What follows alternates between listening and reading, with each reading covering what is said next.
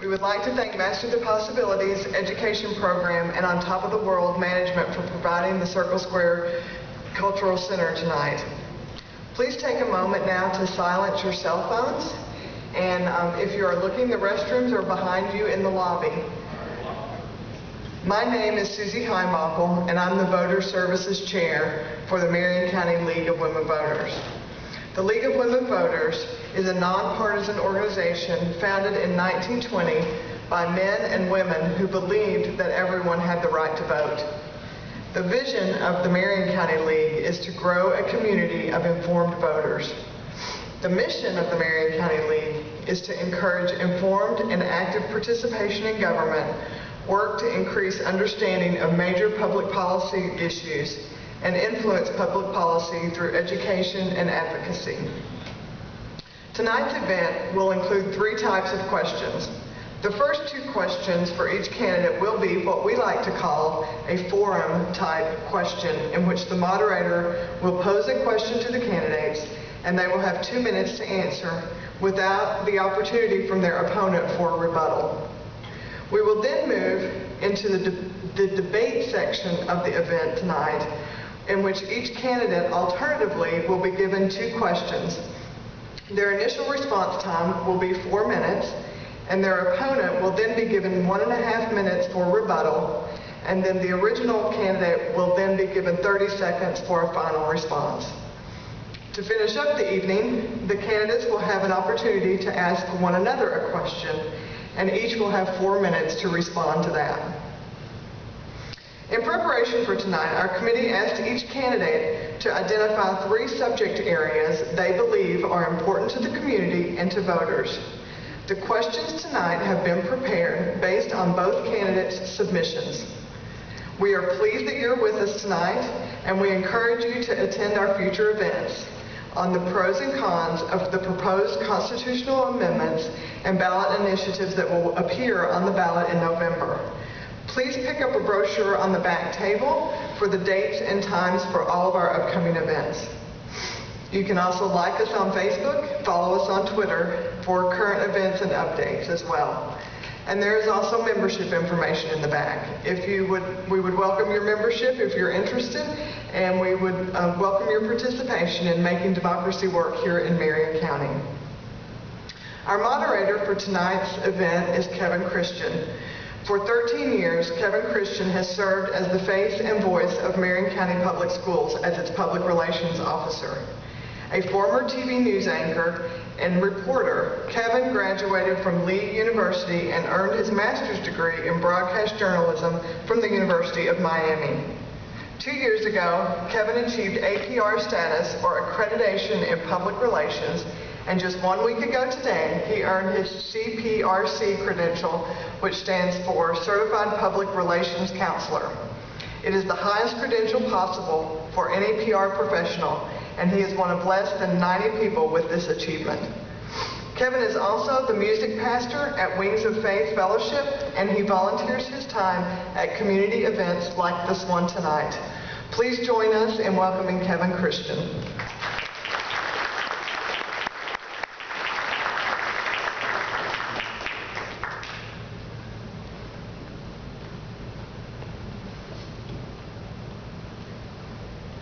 Good evening. Oh, come on, you can do better than that. Good evening. There are far more of you here than 3 or 4, so it's a pleasure to be with you tonight. I'm looking forward to this, and I hope you are too. Obviously, you have some interest in this, or you would not spend your glorious Monday evening here. So thank you for spending your time with us. Thank you also to Susie and Allie and all of the folks involved in this. They have done a tremendous job. I know from having worked behind the scenes of events like this, the time and the energy and the persistence that it takes to be successful in this. So kudos to the League for their efforts. We appreciate it greatly. Absolutely, go ahead. We can give them a round of applause. They deserve it. Let me share, before I ask the candidates to come up, let me just share some general information with you regarding Marion County. You may not realize some of these facts, but the Board of County Commissioners here in Marion County oversee 24 departments and offices with a budget of over $521 million this year alone. Now, these next few slides will also share some information about the County Commission and the job for which these candidates are applying. Your tax dollars pay for things like fire rescue, EMS or emergency medical services, roads, growth management, libraries, parks and recreation, and of course many other services, as well including indigent health care and the local judicial systems.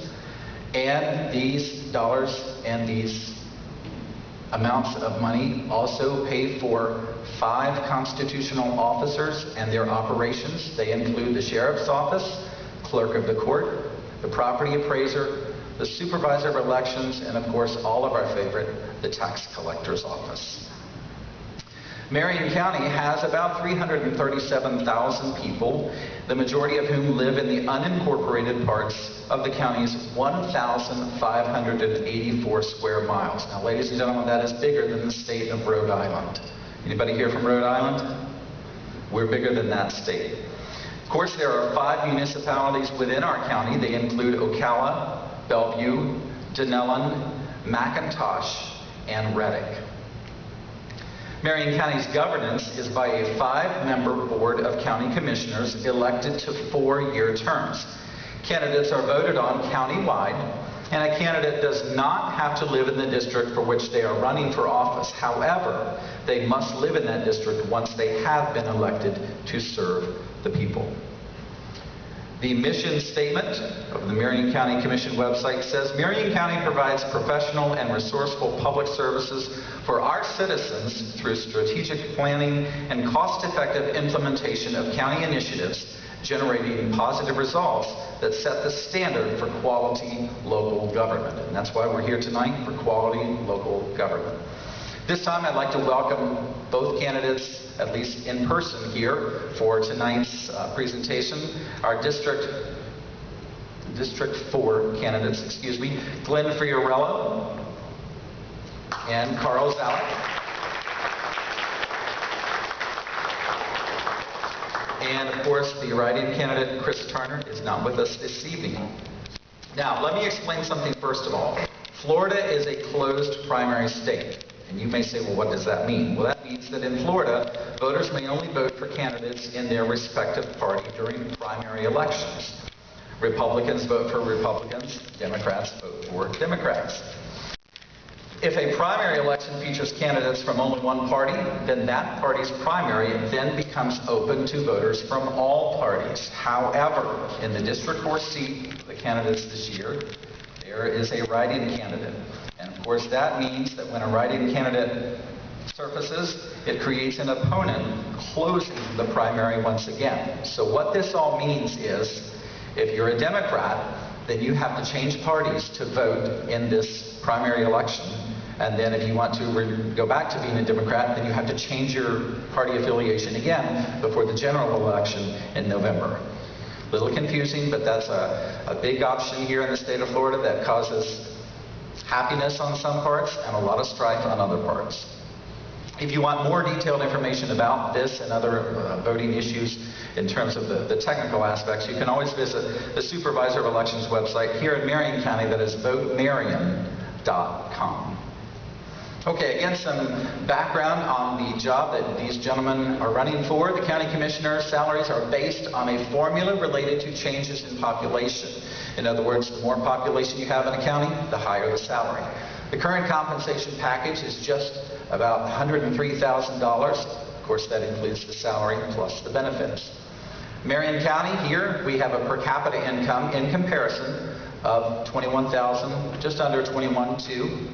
And then the average household income in our county is just under $40,000. Our latest unemployment figures stand at 7.2%, which means we have quite a few people looking for work. We have a 17.3% of our persons are below the poverty level, and that is defined for a family of 4 at just under $24,000. For a couple, $15,730, and for an individual, $11,670. So that's the general information about Marion County. Now we move on to some of our opening questions here. First 2 questions will be related to taxes. And as you'll see on the screen, you'll see some of the information is blue. That is background information. The question information will appear in red.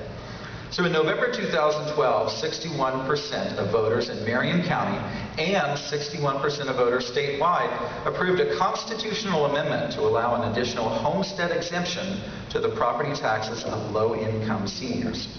If implemented, the impact on revenue here in Marion County would be just above $162,000. According to a June 2013 Ocala Star Banner article, the County Commission, quote, doled out, end quote, approximately $600,000 in economic incentives to private corporations for the year. Mr. Fiorella, you will have the first opportunity to answer this question. A reminder, it is a 2-minute response. What do you plan to do on these two issues? Thank you. Amendment 11, which was just mentioned, that was one of the reasons that I am a candidate. I don't like the fact that 61% of Marion County citizens actually voted for something, and all my opponent had to do was ratify it.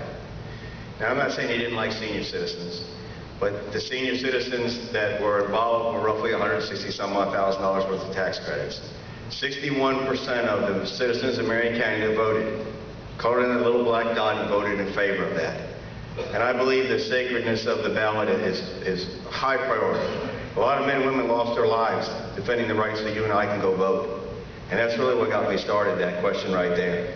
I would have definitely ratified it. Whether you liked it or not, citizens of Marion County actually voted for something, and the least we could do is uphold that vote. As far as the $600,000, I believe was the dollar amount you said, I don't know the entities that were given this dollar amount. But one thing I want to make sure is everyone understands, I'm not a fan of corporate welfare, where you give someone money in a business and you never see any kind of return. That's your money. You worked hard for it. And I'm a business owner. I started personalized construction in the late 60s and personalized waste management in 2000. I've never asked our government for anything other than the right to work. So I take a hard stand when it comes to doling out your taxpayer dollars to someone in business. Thank you. All right. Mr. Zalek, you have 2 minutes. All right, well, welcome and thank you for being here. Again, my name is Carl Zalek, and I have the pleasure of serving you. Tonight we have with us my mom and some family members, and I just want to say how incredible it is to have the opportunity to serve the great people of Marion County. On the issue of Amendment 11, there are two philosophies that I think are at play. And quite frankly, the Board of County Commissioners had a philosophical discussion about how do we feel about tax exemptions. Already, if you look at Marion County, with the 10 tax incentives or tax rebates that come from the state of Florida, only 1/3 of the people in Marion County actually pay property taxes. The other third pay no property taxes at all. My fundamental belief is that government should be fair in applying because everybody needs the same services. If you live in a house on top of the world, or you live in a house in Silver Spring Shores or any other part of the community, when you call 911, you expect the same service, don't you? Don't you expect the same fire truck, the same EMS, the same sheriff's car? I believe that all of us should participate and that government should be fair at its essence. And that's why what they forgot to tell you about Amendment 11 was that each local government had to ratify it. They had to look at it. They had to do their research. They had to figure out, would this be the best for our community? And if we would have ratified it, only the county portion of the taxes would have been rebated. Also the school board, as well as other functions, would have all had to ratify that to come. No one else has either. When you look at this fundamental value, you have to understand that exemptions continue to hurt us. On the tax incentives, yes, I believe in clawback tax incentives, that if you bring employees, then there are certain incentives for that. Look at FedEx. Look at what we were able to do with FedEx and bring FedEx to our community, as well as other high-end iGlobal, Snyder Logistics. All of these companies came to our community, and if they actually reach their goals of the employment they tell us that they will reach, they will only receive an incentive once they have reached that goal, never before. Thank you. Right on time. Look at that, on the bell. Let me remind both of you, we didn't do this in the beginning, we have a 30-second warning. You'll hold that card up again. And then when you have reached your time limit, you'll hear this pleasant tone.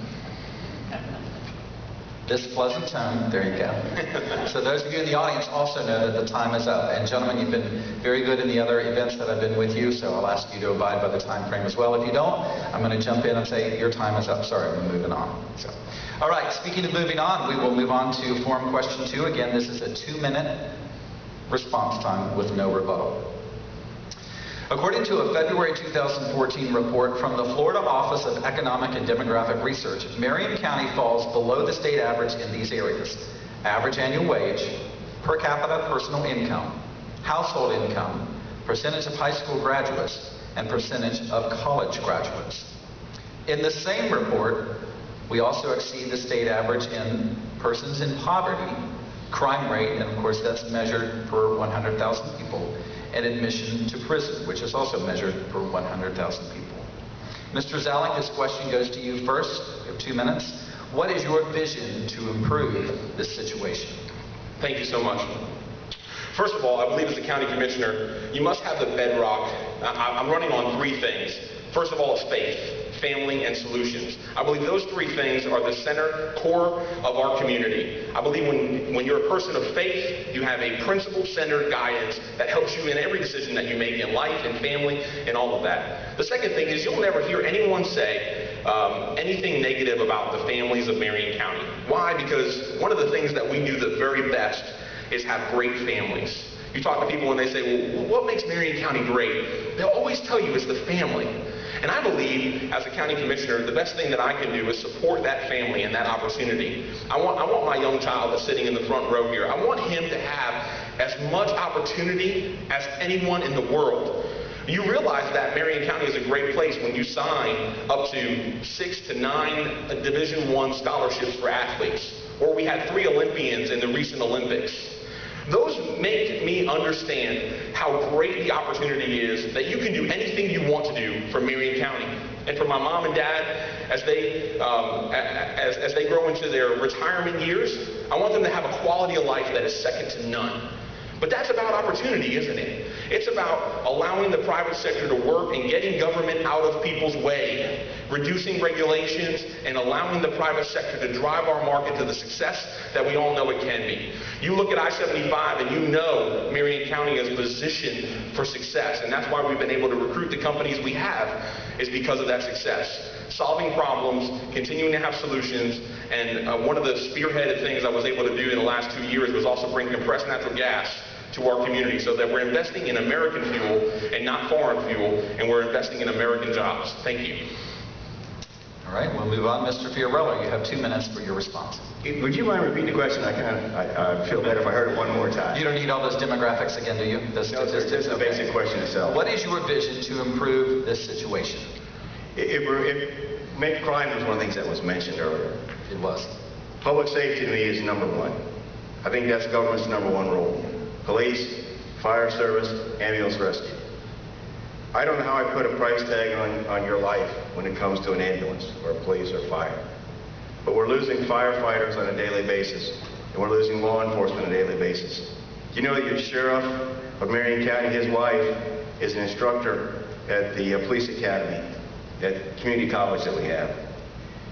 And from what I'm told, the last 3 graduating classes, we did not get anyone to come to Marion County. Reason being is the pay.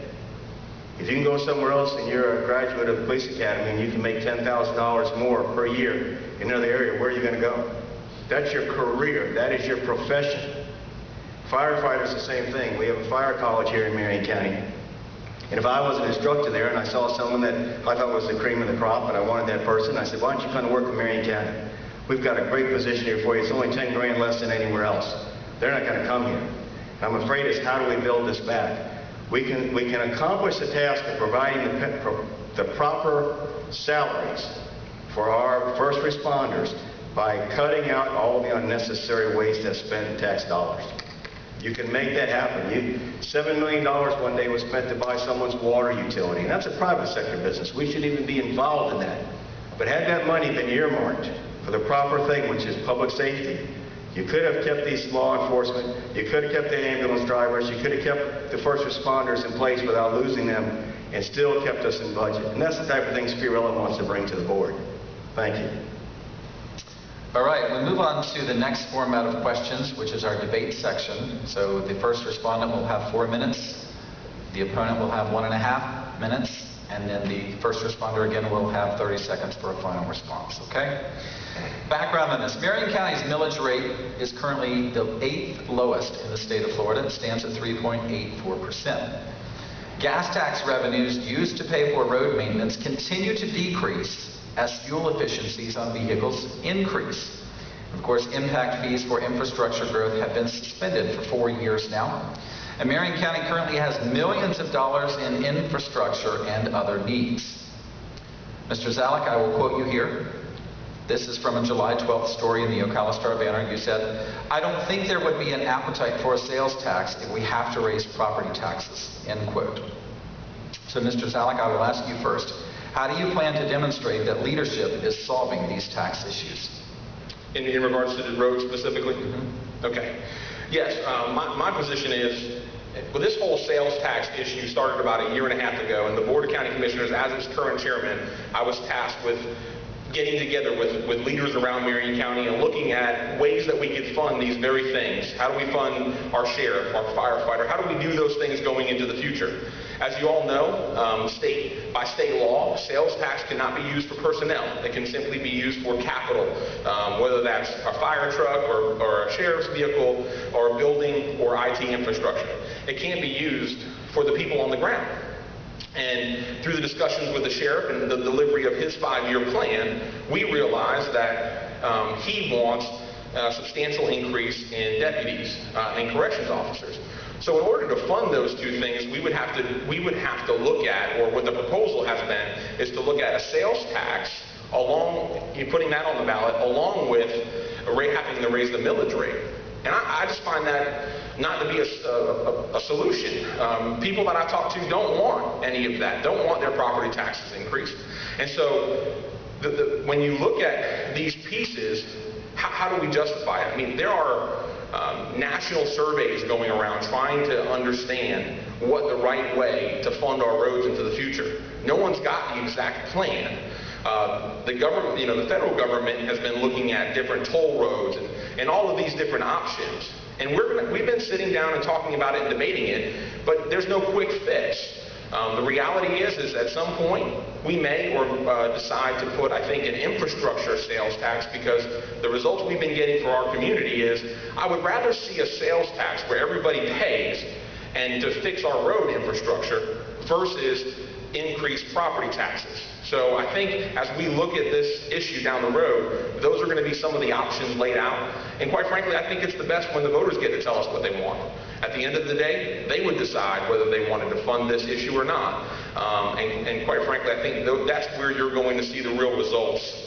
And where people can actually spend their money. This way, it's not just levied against property taxes, because property taxes continue to be an inefficient and ineffective way that penalizes substantial businesses. If we want businesses to come to our community, we can't tax them. A 1 mil tax increase on a department store, an average department store in Marion County, is over $10,000 to their bottom line. It's not $20 a year or $30, it's $10,000. How do we expect small businesses to be successful in that environment? So we must be very careful. We must do exactly what other folks all around the country are doing and position ourselves to be successful. We recruited FedEx. We also have on the table some other substantial manufacturers. Why are they looking at Marion County? It's because we're positioned for success. We're positioned with the right infrastructure and talent to fund those businesses. And as they come looking at us, they know we're positioned well. We've got low property taxes. We've got good rates. We have great access to I-75. Their distribution will be good. And they can market from Marion County all over the world. That's an instance. You see Kraus. Kraus is an Israeli company that just put their North American headquarters in Marion County. Why did they do that? They did that because Marion County is a great place to do business. And I plan on keeping it that way. All right, Mr. Fiorello.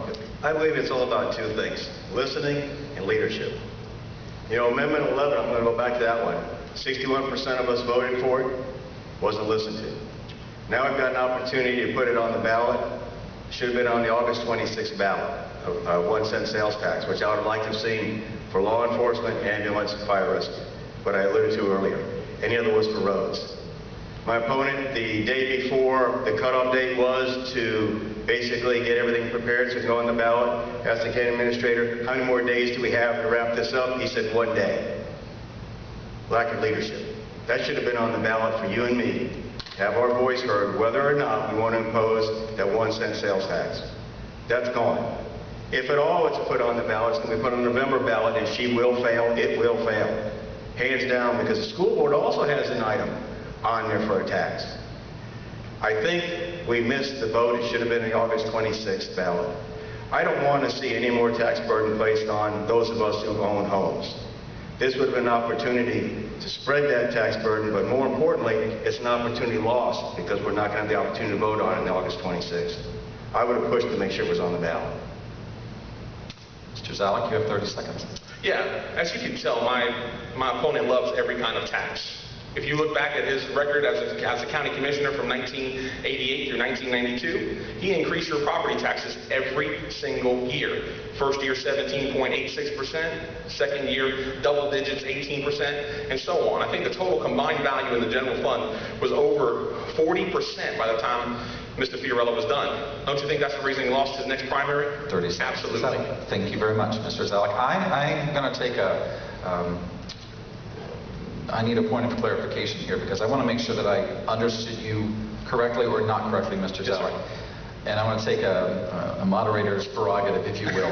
I didn't know we had that on the schedule. I have the ability, if I don't feel like you're answering the question, I do have Sure. the ability to ask you. Do you favor a sales tax for better roads and infrastructure? Did I hear you say that? Yes, sir. I favor a sales tax. When you're looking at the options, whether to levy a millage rate property tax or a sales tax, a consumptive tax, obviously the sales tax is a better option. I think it's an option. It's still on the table. It's still being negotiated by our county commission today. I don't know if it's going to make it to the ballot or not, but I surely wouldn't put it on the August ballot anyway. Okay. I think that everybody in Marion County deserves to get to vote on it, not just 20% in the primary. Okay, good enough. Thank you. I appreciate that. All right, we're going to move on to our second question for this debate round. In December 2011, Marion County entered into a 30-year agreement with a private landfill operator, ACMS, for rights to use their Sumter County landfill for the next 3 decades. In this agreement, Marion County pays $20 million up front for the right to deposit 2.5 million tons of garbage over the next 30 years. Mr. Fiorello, you get this question first. Again, a reminder, 4 minutes for your response. Does this resolve Marion County's solid waste issues, and what issues, if any, remain afterward? This solves spending $20 million of your hard-earned taxpayer dollars for someone to start a business in another county, create additional revenue for that other county, and create jobs in another county, and we're not utilizing it. I think that's deplorable. That is the true definition of corporate welfare. We gave someone $20 million to start a business, a landfill that's never done it before in Sumter County, with the object of us getting a lower fee because we paid $20 million taxpayer dollars up front. The ribbon was cut in May of last year. My opponent does not want to bring that individual our garbage in because he said he needs a little financial help. In a workshop, he said, we need to help those folks because they only make $8 a ton on us. See, disposal of garbage on the average is $40 a ton. And I'm looking at Dr. Gilman, who's in our audience, and he worked very diligently back in the 80s to stop some of the things happening with urban waste, a similar type of a scenario. History is sort of repeating itself again. If I asked for $20 million of someone's money or my own money, I got news for you, ladies and gentlemen. That person's going to deliver. No ifs, ands, buts, or anything. To go out and try to help, to breach a contract, not the vendor, but my opponent, to breach a contract and say, we need to help those folks some more. Because they only get $8 a ton on us, let's wait till they can generate some cash revenue. And this is spoken in a workshop, recorded meeting at the Board of County Commissioners. I would never do that. Ladies and gentlemen, if someone has any of your taxpayer dollars, I'm going to hold their feet to the fire like it was my own. And that's what we should do. You don't mind helping a vendor, but you don't need to be their salesman. You don't need to work for them, because I represent the citizens of Marion County. That's what we're supposed to do. And I would definitely make sure that that was taken care of. That doesn't solve anything because we're not using it. We're using our current landfill. My opponent said, let's fill up our current landfill. and then when it's filled, we'll use that man's landfill. We've got 7 to 10 years minimum life left in our landfill. Does that mean we're going to continue to fill ours for 7 to 10 years and then cash in that 20 million? I don't know about you, but I might not be here in 7 to 10 years, and I've contributed my money to that facility. Use it now. So no, sir, we have not solved our solid waste issue for Marion County. Okay. Mr. Zalak? Sure. How much time do I have on this? 90 seconds. Okay. All right. Well, this is a complicated issue, and here's what, let me sum it up in this, is that Marion County knows we've looked at other landfill sites in Marion County before. But here's the bottom line. Do you want, raise your hand if you want another landfill in Marion County. Come on. No takers? That's exactly what we're dealing with. We needed to find a solution. We are running out of time, about 7 to 8 years left on our current landfill, and you have to find a solution. You either have to build another landfill, or you have to deem yourself to be able to transfer that garbage out. So when our folks come to us and say, you know, commissioners, what are we going to do? I vowed to solve the problem. We worked with the Heart of Florida landfill to buy 2.5 million tons of airspace for $8 a ton.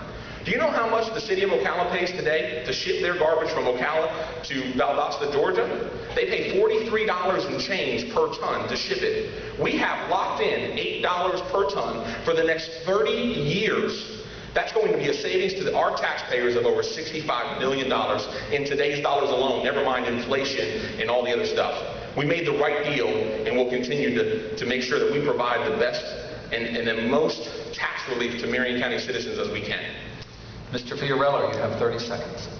My arithmetic that I took 50 years ago in school does not add up to $65 million at all. There's no way that number can be accomplished of a $65 million savings, especially for a facility you're not using. Lake County just entered into a contract with the individual we're speaking for their landfill for $19 a ton. So if we were to use $19 a ton and do the math, I think you're going to see it's nowhere near $65 million. I think that's just a smokescreen, ladies and gentlemen. I don't get a rebut. Thank you. You do not. All right. I will say I moved to Ocala 24 years ago, and this was a big issue then. 24 years later, it still is, and I have a feeling 24 years from now, we're still going to be talking about it. So, all right, moving on. Next question. In the county's 2013-14 budget, $245,000 was allocated to the Chamber and Economic Partnership, which is known in our community as the CEP, and $50,000 was allocated to the Small Business Development Council. Companies that have recently added jobs in Marion County with the assistance of economic incentives include R&L Carriers, Satel, and Ansophone. The majority of jobs added by these companies have been low-skill, low-paying positions. Mr. Zalak, you get the first 4 minutes here. Sure. What types of jobs and skill levels should we aspire to add to the local workforce, and what strategies should the county develop with its partners to fulfill the expectation of the community? Absolutely. Thank you so much. You know, listen, at the end of the day, when I was first elected in 2010, just 3 years ago, let me paint a little picture for you. You know what unemployment rate was? 14.2% when I took office. What is it today? Just a little under 7%. Does that mean we're doing something? Absolutely. Are we moving in the right direction? I don't believe all the stuff about the unemployment number either, but I know that we're moving in the right direction. What kind of jobs do we need in Marion County? All of them. All of them.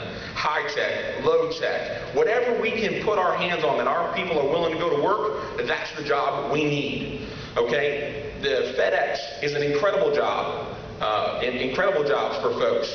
There are going to be over 1,000 workers working at it. R&L, I don't know about low tech, but those guys at iGlobal that work in the old Taylor Bean and Whitaker building are recruited programmers from the University of Florida, the University of South Florida, the University of Central Florida. Most of them making in excess of $65,000 a year. I think that's pretty good. What do you think? You know, there's also been a partnership that we formed to bring the first incubator to Marion County, where entrepreneurs from our own county can actually get a leg up, can get financing, can learn how to become a businessman and an entrepreneur from other businesses and entrepreneurs. With the help of the very folks like Out and On Top of the World, there's a group of retired CEOs and ex-executives that come in and help to train these young folks. It's an incredible program. You know, one story that'll sum up our economy for you is that a few years ago when the incubator first opened up, there was a developer of applications for Nike and Reebok and for some of these other folks. When they came to town, You know, there was a young man that was working at Dunkin' Donuts in the morning. You know, later on that afternoon, he went for a job interview and was working for this applications company, doing what he loved, finding hope and opportunity right here in Marion County. Those are the kind of folks, you know, listen, when they bring us jobs, if they meet the criteria of above 115% above the average medium wage, we want those jobs. We've got multiple people looking at our community today. There are some deals that are going to be coming on the August 2nd ballot agenda for the Marion County Commission. We want these folks. I hope in just a few weeks we'll have one of the largest CNC manufacturing machines in north central Florida, because we will never stop recruiting until all of our friends and neighbors have the opportunity and lifestyle that they deserve, and that we will work tirelessly to make sure that that happens. Thank you. Mr. Fiorello, you have 90 seconds. I stated earlier I'm not a fan of corporate welfare. Now, if there's certain clause, they call it, that basically hold their feet to the fire, that you'll do such and such to get these breaks, that you can help get jobs, get people off unemployment, and they really are strict enough that we know it's an investment like you would do with your own money, I think it's a good idea. When times are good, we want to create positions. Today we want to create jobs, but I often wonder how many millions of your taxpayer dollars over the years, and I used to serve on the Economic Development Council Board of Directors years ago, how many millions of our taxpayer dollars have been spent, and what has the real return been on it? I'd really like to know those numbers. I think it may put a little brakes on some of this, and if nothing else, wake up the individuals that are securing our free money, so to say, that they know doggone well that if they come to Marion County, we'll help them. But we want to see performance out of them. And I don't know if we've really got the most bang for our buck so far with the money we've been spending to recruit businesses to come to Marion County. I think we can do better. It may just come down to accountability. Thank you. 30 seconds. All right. Well, Mr. Fiorello is a candidate. Why doesn't he know? He wants your vote, but he doesn't know. Why? It's all public record. The return we get, the reports we get from the CEP, all of those things, they are all on public record. Don't you want your candidate to know? I don't know about you, but that's what I want to know. And here's the thing, is that Mr. Fiorello has a record. He's running so hard to misdirection to try to say that the landfill deal is not a good deal. Why is he doing that? Because this is his 6th time running for office. I have to cut you off at that point. Thank you. We're moving on to our next debate question. Give you an idea, this was touched on earlier this evening, but in Marion County, our firefighters' salaries are in the mid-30s, paramedics are lower in the mid-20s. Of course, that comes from the Bureau of Labor Statistics. You also see firefighters' median salaries, $42,250, and paramedics and EMTs a little over $31,000. Earlier this year, the assistant county administrator reporting an alarming, some folks would say alarming, rate of firefighters and paramedics with, quote, significant experience leaving the department, and thus causing concerns that, quote, at some point down the road, the likelihood of misdiagnosis or mistreating a patient increases. And I want to read that again. Quote, at some point down the road, the likelihood of misdiagnosis or mistreating a patient increases. Although the exact reasons for the exodus are unclear, it was reported that, quote, it seems to be financially driven more than anything else, end quote. Salaries for firefighters have been frozen for the last 3 years in an effort to hold down costs.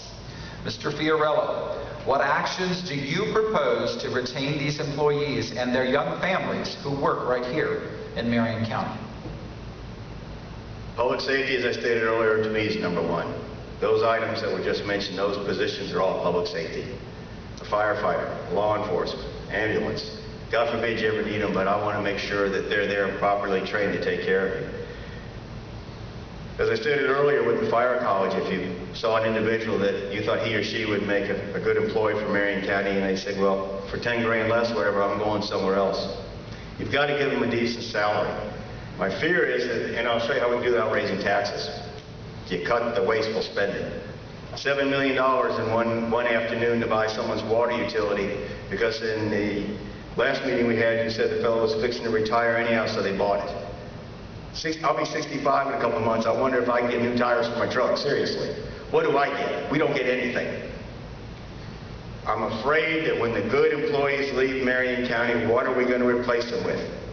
Are we going to replace them from the ones from another municipality that get a flowery letter of recommendation but really aren't up to the task? I don't want to see that happen. You cut all the waste. $7 million one day, $1.3 million to buy a gentleman's building and paid $450,000 the year prior to. That's not government's job. There's not a Republican in the world that says that's what we should do. We should build up government and keep buying things and get encroaching in areas that are for the private sector. That's what I am. I'm from the private sector. That's wrong. That's not good government. So if you don't waste all that money, you can properly treat your staff with public service for public safety. You'll be doing the best thing I think you can do for your Marion County residents. I've often said it, and I'll say it again. How do we put a price tag on your life? How do we put a price tag and say, well, we cut corners, and the person that came to help you, the EMT, he was let go from another municipality, but he did come with a good letter of recommendation. How do you get rid of those employees once you've got them working for you in government? Make that your #1 stand. What can we do to help them eliminate all that? The solid waste issue. If we have a deal for $8 a ton and it's so good, our tipping fee currently at the landfill should be lower than it actually is today. Let's stay on topic here with this question. I was getting back to where the money would come from, but Okay. there's money there from the wasteful spending. But we've got to do what we can to keep those employees, the good employees that we have, from leaving us. And I think that's #1, sir. Now, you mentioned some salaries. The average salary in Marion County is $21,191. I'm sitting here looking for a position, not a paycheck. I don't know if this is going to go off that, but you stop me if it does. I will. I know that. I'm not here for a paycheck. I'm here for a position, ladies and gentlemen. And if the average salary in Marion County is $21,191, how do I look any of you in the eye and say I'm here for an $85,000 paycheck? The state of Florida in 2009 allowed us to lower our salaries if we so desire. If Carl, if you'll do it with me, shake my hand. You don't need my permission. Let's do it for $21,191. So when we look at the person that's struggling, maybe living in Section 8 housing, working 2 jobs in Marion County, and he sees me sitting there with a nice suit and tie on, knowing I'm making 85 grand. You know what that must do to their morale? How can I do something like that? I think we should lower our salaries to be more in line the numbers you just had up there on the screen. So, Mr. Fiorello, I want to make sure that it's on the record here. If you were elected into this position, you will decrease your salary to $21,000 and change? As long as you get my opponent to do the same, and we're on the same page. He needs my permission, I'm sorry. This is, you had the first response here, so I'm asking you that question. Mr. Fiorello, I'm asking you that question, not your opponent. You need to know my disclaimer with it. If my opponent will sign on in agreement, I'll do the exact same. Yes, sir. That way we're on the same playing field. Okay. Mr. Zalek, you have 90 seconds. Which question am I answering? That's a good question. You're answering this one. This regarding the salaries of firefighters and paramedics. Sure. How to keep their families in those positions here. We have a fire advisory board in Marion County that's consistent of those folks that work at the hospitals along with appointed members of our community by the county commission. Those folks have come and let the county commission know. And as our chief has said, it's not an urgent need that has to be taken care of today, but we need to make sure that we're watching the trend as experienced paramedics are getting employment elsewhere. We have some folks that have been leaving. We currently have 30 positions out of the 600 positions in the fire department open today. So what are we going to do about those paramedics? 2 things.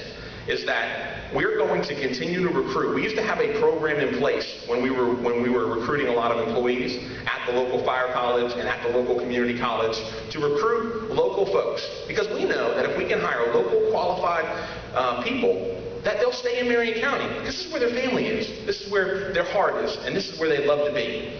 So first of all, we're implementing that program again. And secondly, we need to pay the paramedics that are in that position a little bit more money. That's absolutely right, because we were hiring when some other communities weren't. People were traveling from South Florida to come get a job in Marion County. Well, you know what? As positions open up across the state, they're going to go back home too. So what we need to do is make sure we take care of one position, not like my opponent and want to raise everybody's position for some kind of equality, but we want to make sure that we take care of the problem so that you have the best people in the back of those trucks for when you or my family needs them. Right on the queue. Thank you. Mr. Fiorello, you have the final 30 seconds on this question. Bottom line is, it needs to be done today, not tomorrow. Your life is too valuable to say, let's play games with it, we'll address this at a later date. We can do without raising taxes. And if you can do without raising taxes and keep the level flat like we have it, and give you better service, I think that's the first step for a better government, and that's why I'm a candidate. I want to see a good government, one that listens and knows its priorities. It takes care of its priorities for you, the citizens of Marion County. Thank you, gentlemen. Our last format of questions this evening is one I think is most interesting. We will allow each of the candidates to ask each other one question. Gentlemen, you will each have 4 minutes to answer that question, and I will ask you to be respectful of each other's time, not interrupt. You don't have a rebuttal. There's no final word. You have 4 minutes, and then the other candidate asks the question. Okay? Here we go. Kevin, can I ask you a question? You may. Do we, at the end of all of this, just get 20 seconds to... You do not. Okay. You do not. Mr. Fiorello, you ask the first question. Carl, without being defensive, right? Understand. Why is it you do not want to utilize the $20 million we've given someone to start a business? Sure. Thank you, sir. This $20 million refers to the solid waste deal. There's 3 reasons why I don't want to utilize that airspace today. First of all, we have a gap of time between when we finally close our current landfill at baseline. So here's how the process works. If we were going to build another landfill, we would start building that landfill today so that in 7 years it would be ready for us to have.